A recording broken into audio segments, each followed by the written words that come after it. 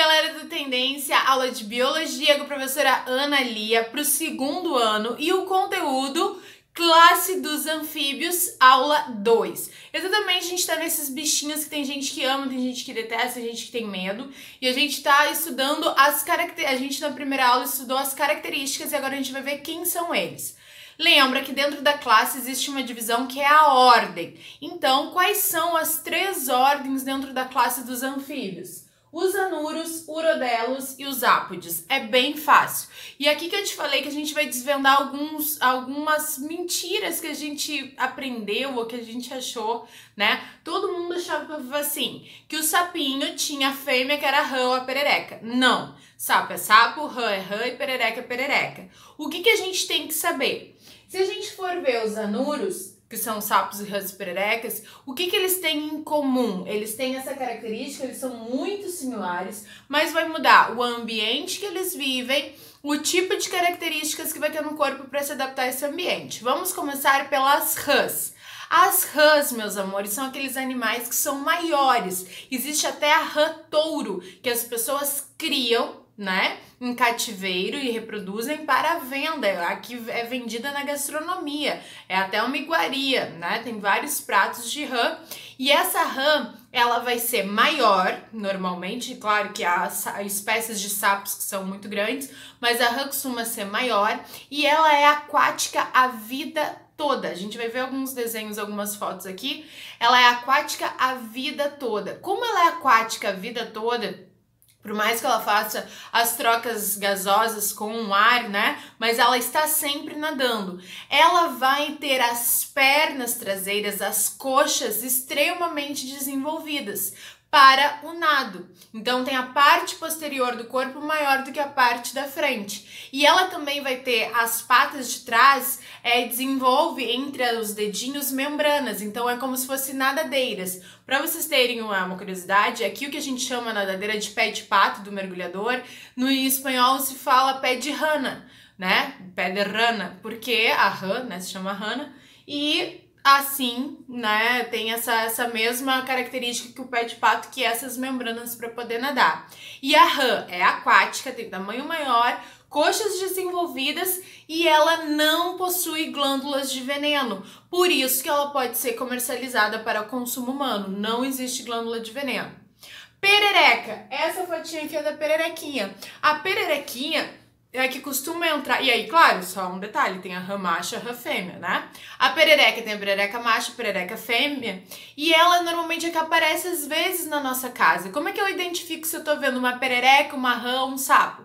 Se ela estiver andando pela parede, no box da tua casa, por exemplo, no banheiro, em lugares úmidos, ela é uma perereca. Por quê? Qual é o hábito dela na natureza? Ela é um animal arborícola, ela vive nas árvores. Então aqui, essa dá pra ver, ó, na pontinha dos dedinhos dela possui ventosas. E essas ventosas grudam nas superfícies em vertical, porque na natureza ela tá sempre nas árvores. As pererecas, elas são bem menores, elas costumam ser bem pequenininhas, arborícolas. Os dedinhos têm essas ventosinhas que a gente consegue identificar. Algumas possuem veneno e outras não possuem. Não necessariamente elas vão possuir veneno.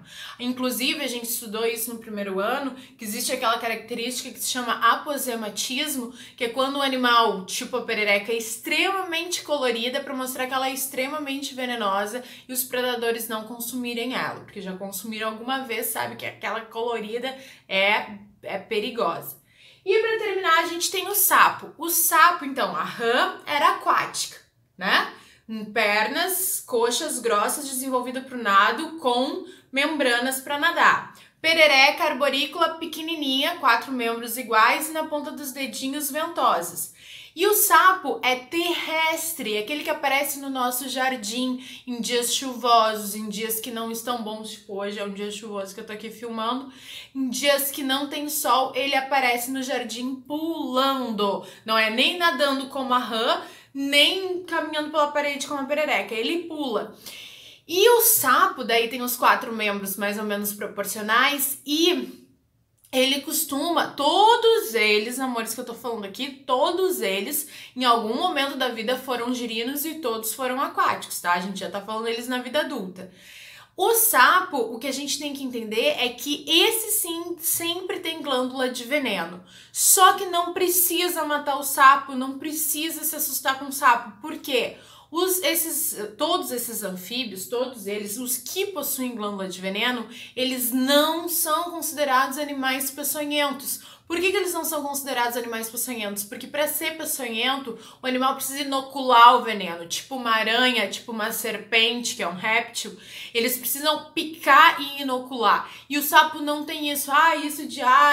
Vou levar um xixi de sapo e vou morrer. Não existe. O sapo ele vai possuir a glândula de veneno para que o animal predador, o pássaro, a cobra, não o coma, ou se comer, se machucar e ele poder se defender. Então, não é que ele apresenta algum perigo, só se a gente comesse o animal, tá? Então a gente vai ver depois até no fundo branco essa glândula de veneno onde é que fica mais ou menos. Então, sapinho, deixa ele tranquilo, deixa ele na vida dele, ele não vai te fazer mal, tu não vai fazer mal para ele e é a vida que segue. Ok? Não precisa matar o sapo, eles são animais extremamente importantes, consomem insetos, consomem mosquitos, eles são do bem, tá? Outro detalhe importante, então, vimos essas diferenças. Ana-Lia, isso se pede em prova? Sim, se pede. A diferença de rã, sapo e perereca. Rã é aquática, pernas dotadas para o nado. Perereca arborícola, pequenininha, algumas são venenosas, outras não, patinhas com ventosas, e sapo é terrestre, tem glândula de veneno, não é peçonhento, né? E ele vive normalmente nos ambientes úmidos aí, porém terrestre. Beleza? E o tamanho do sapo, ele costuma ter de todos os tamanhos. Ele costuma ser maior do que a perereca, tem alguns que são menor que a rã, mas tem alguns, tipo o sapo boi da Amazônia, que é um sapo gigantão, né, que as pessoas às vezes tiram foto ao lado de um e dá pra perceber que ele tem um tamanhozão assim grandão. Ok? Esses são os anuros, uma única ordem que são os anuros. Aí a gente tem os urodelos, que é aqui embaixo, que é a salamandra. Se liga, eu falei pra vocês que a UFSC adora acordados, então anfíbios costuma estar lá. E aí é muito interessante que quando tem uma foto de salamandra, quase sempre tem um nome embaixo. Por quê? Porque o formato do corpo dela é muito parecido com uma lagartixa. E a lagartixa, por exemplo, os lagartos são lá dos répteis. Só o formato, porque ela tem essa pele lisinha, tem vários documentários, eu tava vendo, eu sempre digo, né, o Nosso Planeta é um dos melhores, tá ali rápido no Netflix pra assistir. Um dos últimos episódios aparece uma salamandra lá, bem interessante, acho que é na parte de florestas, que aí ela tem um hábito interessante, dá pra ver todas elas, é um videozinho que aparece na época da reprodução, todas as salamandras, eu recomendo, tá? É no último episódio da série, todas as salamandras correndo pra ir até a água pra ter a reprodução com todos os machos ficam na volta da fêmea. E aí chega uma hora que o primeiro macho fica na volta da fêmea, que a gente já vai ver a reprodução, e daqui a pouco todos os machos vão em cima daquele casal e fica uma bola de salamandras. É bem interessante, assistam, tá? Então a salamandra é esse animal que ele já vai ter uma cauda, né? Coisa que os anuros não têm, as 4 patinhas. E os ápodes, que são as cecílias e as cobras cegas. Eu, na minha infância, a gente morava numa casa que na frente tinha uma igreja que a gente brincava, assim, tinha um terreno. E sempre a gente via uma cobra cega. Uma cobra cega, ela é um animalzinho mais ou menos desse tamanho, todo segmentado. Ele não consegue enxergar claramente o olho dela, por isso que é considerada chamada de cobra cega. Não tem peçonha e ela parece, às vezes, ali como ali, ó, realmente parece uma cobra, mas é um anfíbio. Ok? Então, essas são as ordens dentro da classe dos anfíbios. Aí a gente vai fazer um vídeo só de reprodução e antes da gente fazer esse vídeo de reprodução, eu vou aqui no fundo branco para te mostrar alguns outros detalhes sobre a classe dos anfíbios e essas ordens. Aqui, uma coisa que eu não falei no primeiro vídeo, eles são heterotérmicos, ou seja, pecilotérmicos ou heterotérmicos, a temperatura assim como os peixes, né, tanto os condrictes quanto os osteíctes, o que significa que a temperatura do corpo varia conforme o meio ambiente. E aí, no próximo vídeo, eu vou contar uma história da experiência que a gente teve com uma rã, touro na faculdade, então aí eu vou falar, era frio, inverno no Rio Grande do Sul, o bichinho tava bem paradinho, porque quando o metabolismo deles quando tá calor, o metabolismo deles tá ativo, muito ativo, e é a época da reprodução, a época do acasalamento, e quando tá frio, eles estão com o metabolismo lento devido a baixas temperaturas.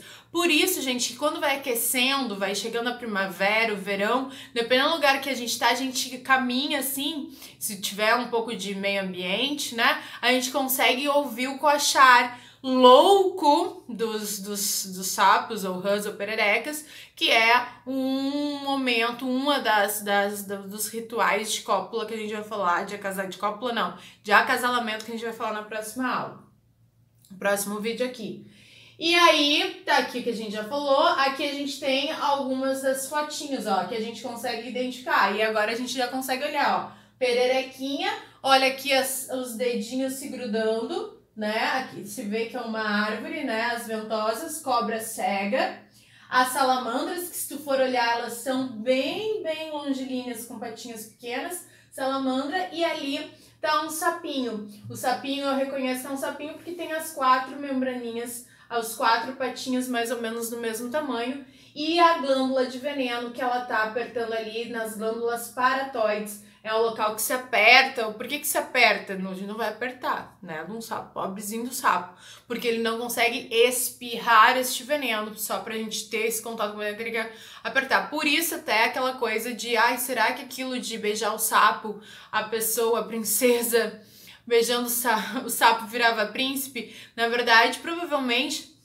na época que esses contos de fadas foram escritos, já se sabia do efeito, né, desse veneno. Quem sabe a princesa ali beijou o sapo, se alucinou com o veneno e imaginou que era um príncipe, né? Se a gente olhar frente à ciência, interpretando os contos de fada frente à ciência. Aqui umas outras características dos animaizinhos, dos anfíbios, tubo digestivo completo, tá? Que termina em cloaca, então isso tem a ver um pouquinho com a reprodução, na verdade, né? Porque a gente sabe que a cloaca normalmente é quando o sistema reprodutor e o sistema digestivo desemboca no mesmo orifício, então é a cloaca. A circulação, vocês fiquem tranquilos, eu nem vou falar sobre isso, porque depois a gente vai estudar todas as classes dos cordados, estudar todas as circulações, comparando. Respiração pulmonar, branquial e cutânea num único animal. E a excreção é ureia na fase adulta e amônia na fase larval. Por quê? Porque a amônia é uma substância extremamente tóxica. A fase larval, que eles estão na água, eles podem liberar amônia, porque essa amônia já vai ser diluída em água. E depois, quando eles vão para a fase adulta, que tem essa independência de água durante um tempo, eles vão ter que ter uma excreção menos tóxica, que nesse caso é a ureia. E aqui tá mostrando, ó, essa linda unha cor-de-rosa, né? Apertando ali as glândulas paratoides que a gente tá falando que a pele é fina, lisa e úmida, ricamente vascularizada. Para quê? Para o sangue passar e as trocas gasosas poderem serem feitas do sangue com o meio ambiente através da pele, tá? E aqui não vamos falar porque é reprodução. Então, próximo vídeo, aula de reprodução dos anfíbios, e a gente termina essa classe.